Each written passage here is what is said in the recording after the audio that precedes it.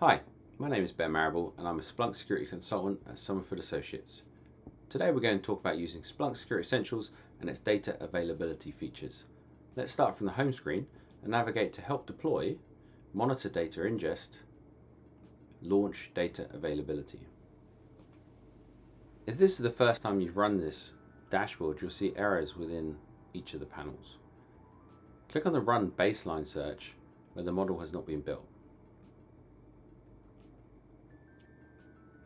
This will open a new tab in the search window and run a particular search that's going to build the machine learning model for your latency. Once this is built, come back to the data availability dashboard and refresh the page. This dashboard should now function and detail any latency issues with any data sources loaded into your data inventory. It is running against the machine learning model that we just built using the previous search. Since this search was only run for a very short period of time, it is imperative that we schedule it to get a better picture of your data latency over time.